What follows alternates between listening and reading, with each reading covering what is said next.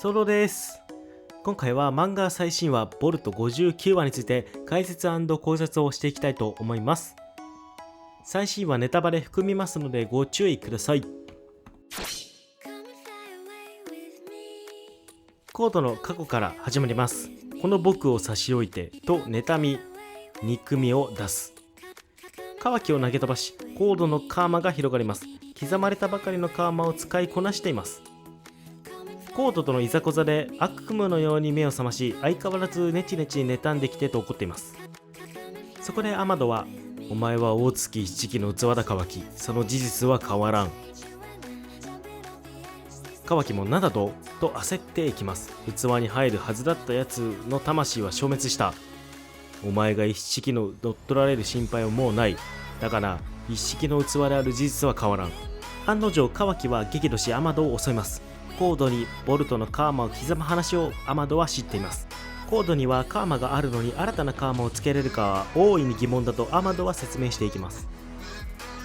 たとえ刻めたとしてもコードのカーマが解凍するまでボルトは転生できないし、コードは待たない。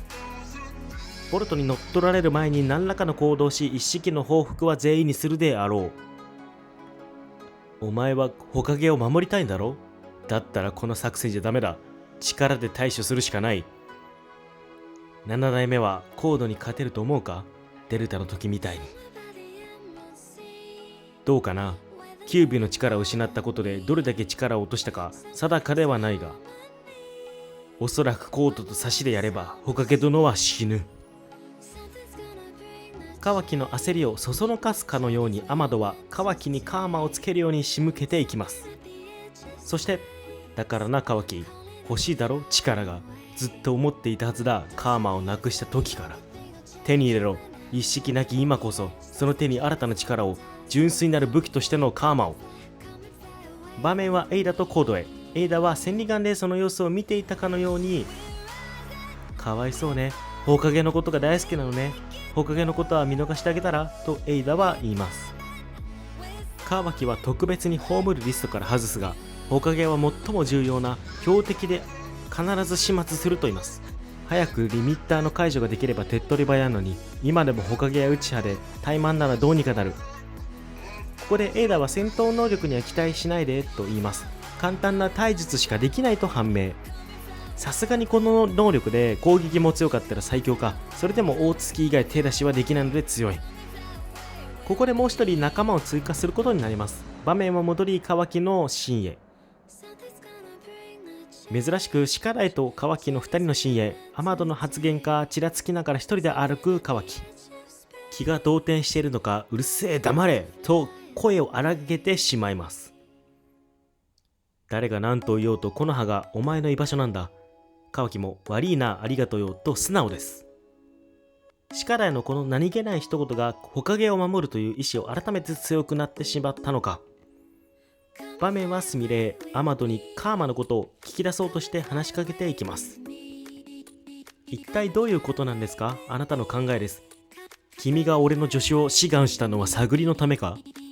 話をすり替えないでください。それはお互い様だと思うがね。まあいい。大月のデータはそのまま。カワキを家に例えよう。一式は家の所有者だった。出入り口がなくなってしまったため入れなかった。そうして寿命が尽き消滅した。家の中は一式が残した力は眠っている。一からこれを用意するのは俺はできないが、再び出入り口を設けてやることができる。つまりはカーマは出入り口だとアマドは言います。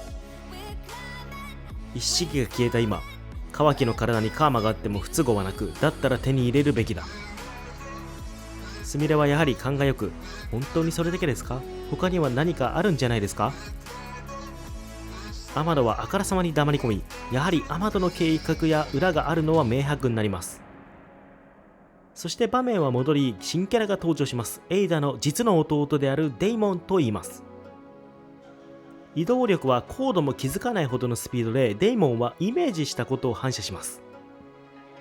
このコードも顔が急に穏やかになり、デイモンがイメージした結果が反射している。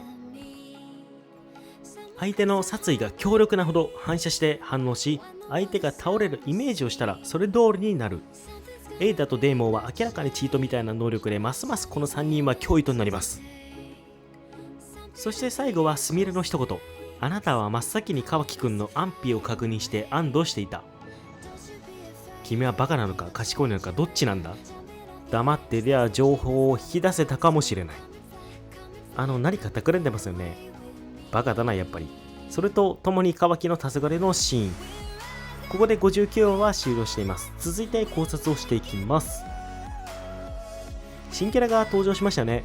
これ以上敵が増えてもボルトたちに勝ち目ないと思ってましたが、エイダが戦闘能力が低いとはいえど、エイダがいるだけでナルトたちはかなわないのは確定。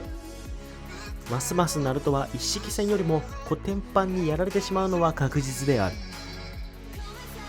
コード VS ナルトでナルトはやられてしまう。ナルトが死ぬって時にカワキが救う線は高い。体は大月だが、家という体に大月一式と同等レベルの力が眠っている感じがしました。カーマを誰かにつけたり、時空間を出したり、吸収など、それがそもそもの伏線のような気がします。そして大月以外は攻撃できないという取捨選択を出してきて、明らかにボルカーの出番そのもの。それはそれで納得すると思います。最強のナルサスが大月にかなわないということ。それを超えるのは大月レベルの力が必要なこと。コードを倒すのはカワキで間違いないです。因縁の対決でもあるし、それで厄介なのがデイモンの能力で思い通りになるとかチート。どんな戦いになるのかは想像ができない。しかし勝てるフラグというのが最近はあります。まずボルトはアマドからもらった薬があります。これはボルトの中にある大月が覚醒します。大月レベルの力を出すボルトはコードやデイモンと渡り歩き戦える状況になります。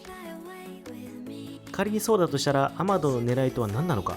ボルトの大月を進行させる理由とは。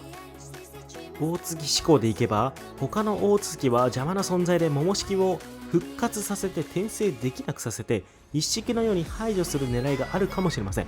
そこにはコードのリミッター解除と辻褄が合う。一式戦において木の葉を利用したように、次はコードのリミッター解除をして桃式を倒させる。そうして大月器2体を手にしたアマドは遺跡にあるツーマンセルを復活させるのか。ただ主人公的に桃式とボルトはタッグを組むような存在でもあるので、ここで上眼が発動。コードがあるいはデイモンがボルトの目に傷をつけているのはほぼ間違いないと思います。しかし今回明らかになったのは、カワキの体は一式が完全に消滅していたとしても、一式の力は財産として残ることが判明した。当然大月化したら角も一式の角。別の大月のカーマをつけると思っていましたが、それは次回の回でアマドの真意は判明しそうです。カワキは間違いなく自分から望んでカーマをつけることは濃厚ですね。7代目が勝てると思うか聞いたり、一人で黄昏れて追い込まれていたり、カワキは優しいですね。てかいくらアマドとはいえカーマをつけれる発言はさすがに大月に関係していることは露見した。大月の座標のある遺跡を作ったのはアマドで、次元がカーマを入れる時もアマドの設備です。次元は大月なのになぜアマドの設備でカーマをつけていたのか。最後カワキのシーンではカーマの手を掴んでいて、やはりカーマが欲しいんだと感じるシーンでした。アマドに利用されカワキは7代目を救った後どうなっていくのであろうか。今作ではサスケ路線がボルトであり、ナルト路線がカワキとなるように描かれています。それはそのまま捉えればボルトが闇落ち路線であるのは誰しもが感じたことだと思います。でも裏を取ればナルサスが逆の関係を描いている。ナルトが力に固執し闇落ちしていたかもしれない。俺とお前は逆だったかもしれねえ。ナルト路線であるカワキが力に固執している。カワキが闇落ちしていくのかもしれません。ご視聴ありがとうございました。次回もよろしくお願いします。チャンネル登録、みんなの感想、コメント、考察コメントぜひお待ちしております。